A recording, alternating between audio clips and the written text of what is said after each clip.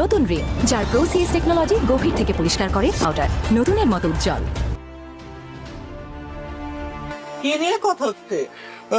একটু একটু পরামর্শ দিতে আমি কই এই টাকারে চেয়ারম্যানের নির্বাচনী কাকার যে যোগ্যতা কাকা পড়াশোনা জানা মানুষ।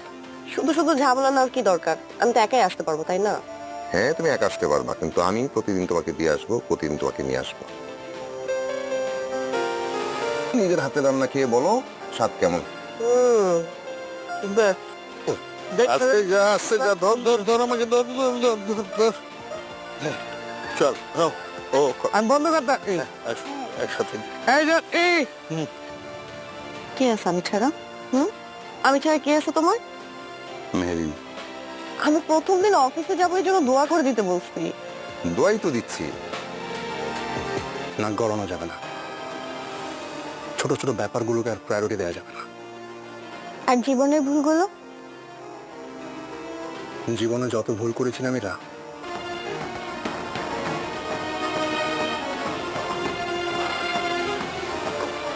আমাদের হাতে কয়টা বাজেট আছে? 6-7। না। জি স্যার, বলুন। আজ অফিসের প্রথম দিন, যদি কোনো কারণে মন খারাপ হয় তাহলে মনে রাখবেন আপনার এমন একজন আছেন যার কাছে আপনার হাসি পায় তার জীবনের সবচেয়ে বড় অর্জন। আপনি জানেন না, এই মানুষটাই আমার জীবনের সবচেয়ে বড় অর্জন।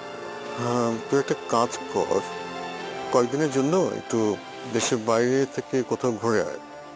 আমার ধারণা তুই একটু ফ্রেশ ফিল করবি। কিছু কিছু মানুষ আসলে চলে গেলেও তার কাজের স্মৃতিটা আসলে রয়ে যায়। কিছু স্মৃতি কাজের থেকে অনেক গভীর হয়ে থাকে বাবা। আমার বড় ছেলে ফাহাদে আমি এত লাই দিছি, এত আদর দিছি। যদি দেখে সাইন করতাম তাহলে তো এই সৌন্দর্যতার থেকে বেশি কাজটাই ইম্পর্টেন্ট। তারপরও ফ্রেন্ডলি রিলেশন থাকলে কাজটা করতে সুবিধা হয় আর কি। হ্যাঁ, কাজ করতে গেলে ফ্রেন্ডলি সম্পর্ক হতেই পারে। আমি আবুল কই থাকি। আরে বাপ রে বাপ, আমার নাম্বার দাও, তার কাছে সেভ নাই কে? আরে আবুল ভাই, তোমার নাম্বার তো সেভ ছিল, চেঞ্জ করছো নাকি নাম্বার? মানে কাকা আইতে, কাকি আইতে, ফারান আইতে, ফুপু আইতে, সবাই তো আইতে।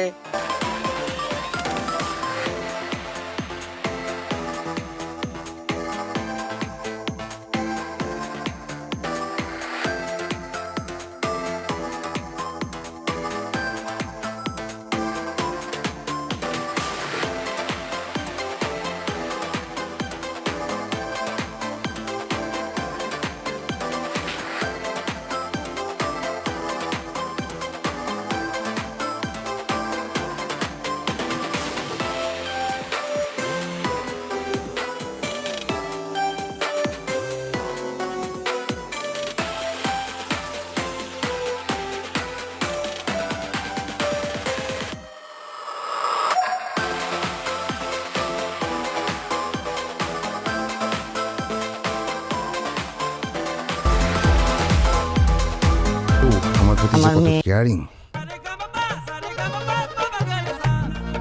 তো আপনার প্রতি কেয়ারিং কে থাকবে? আমি নাকি অন্য কেউ? নাকি আছে অন্য কেউ? আছে তো। কে আছে আমি ছাড়া? আমি ছাড়া কে আছে তোমার? মেহেরিন। প্রিয় দর্শক বন্ধুরা, আপনারা যারা এটা আমাদের গল্প নাটকের একনিষ্ঠ দর্শক, যারা নিশ্চয়ই 40 নম্বর পর্বটি দেখার পর থেকে রাতের ঘুম হারাম করে ফেলেছেন। মনের ভেতর একটাই প্রশ্ন ঘুরছে বারবার, পরের পর্বে ঠিক কি হবে? বাসার কি সত্যিই সব জেনে যাবে? সাজ্জাদ আর সুনীলার গোপন সম্পর্কের কথা কি এবার সবার সামনে উন্মোচিত হয়ে পড়বে? পাইলি বা কি করবে যখন সে জানতে পারবে তার সংসারের ভেতর এত বড় একটা ষড়যন্ত্র চলছিল? আজকের এই ভিডিওতে আমি আপনাদের সামনে তুলে ধরব এটা আমাদেরই গল্প নাটকের 41 নম্বর পর্বের সবচেয়ে বড় চমক, সবচেয়ে রোমাঞ্চকর মোড় এবং সেই বহুল প্রতীক্ষিত ধামাকা টুইস্ট, যা আপনাদের একেবারে চমকে নিয়ে যাবে।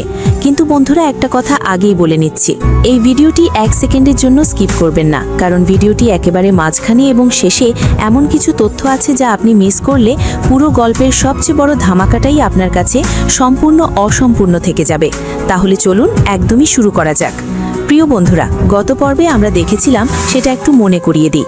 40 নম্বর পর্বের শেষ দৃশ্যে পুরো পরিবার যেন এক অদ্ভুত থমথমে পরিবেশে ডুবে গিয়েছিল। বাশার একদিকে তার পরিবারকে একসাথে রাখার জন্য প্রাণপণ চেষ্টা করেছিল, অন্যদিকে সাজ্জাদের মনের ভেতরে যে জমা অপরাধবোধ তাকে ভিতর থেকে ক্রমশ ভেঙে দিচ্ছিল। আর সুনীলা, সে তার সেই চিরপরিচিত শীতল মুখের হাসি নিয়ে সবার সামনে এতটাই স্বাভাবিক ছিল যেন কিছু হয়নি, যেন সে কোনো খেলা খেলছে আর বাকি সবাই দাবার গুটি। পায়েল সেই পর্বে বারবার অনুভব করছিল যে কিছু একটা ঠিক নেই। তার মনের আনন্দ, অজানা আশঙ্কা বাসা ভেঙেছিল। সে বাসারকে জিজ্ঞাসা করতে গিয়েও থেমে গিয়েছিল বারবার, কারণ বাসারের চোখে দেখাতে পারছিল এক অদ্ভুত ক্লান্তি, এক নীরব যন্ত্রণা। পায়েল বুঝতে পেরেছিল যে এই মানুষটা একা হতে পারে, অনেক বড় একটা যুদ্ধ লড়তে যাচ্ছে, কিন্তু ঠিক কার বিরুদ্ধে সেই যুদ্ধ সেটা কখনো তার কাছে স্পষ্ট ছিল না। আর সাজ্জাদ কি করবে? সে যখন রাতে একা বসেছিল তার ঘরে, তখন মুখে যে ভাবটা ছিল সেটা শুধু অনুতাপের নয়, সেটা ছিল এক ধরনের ভয়, একটা ভয় যে যাক সে করেছে সেটা একদিন না একদিন সবার সামনে আসবে এবং সেদিন সে আর মাথা উঁচু করে দাঁড়াতে পারবে না। এই পরিস্থিতির মাঝে 41 নাম্বার পর্বের পর্দা উঠতে চলেছে। বন্ধুরা, 41 নাম্বার পর্বের শুরু হবে সকালের আলো ফোটার সাথে সাথেই, কিন্তু এই সকাল আর 10টা সকালের মতো নয়। এই সকালটা যেন অন্ধকারের গর্ভ থেকে জন্ম নিয়েছে। বাশারের বাড়িতে সেই সকালের একটা ঘটনা ঘটবে যা পুরো পরিবারের ইতিহাস বদলে দেবে। ঘটনা শুরু হবে একটা ফোন কল দিয়ে। সেই ফোন কল আসবে বাশারের কাছে একটা অপরিচিত নাম্বার থেকে। বাশার প্রথমে ফোনটা ধরতে চায়নি, কারণ সে ভেবেছিল হয়তো কোনো অফিসের কাজের ফোন হবে, কিন্তু ফোনটা বারবার আসতে থাকে, একবার, দুইবার, তিনবার। বাশার শেষমেশ ফোনটা তোলে। ওপাশ থেকে একটা গলা ভেসে আসে। গলা চেনা নয়, কিন্তু কথাগুলো এতটাই পরিচিত যে বাশারের বুকের ভেতরটা একটানে ঠান্ডা হয়ে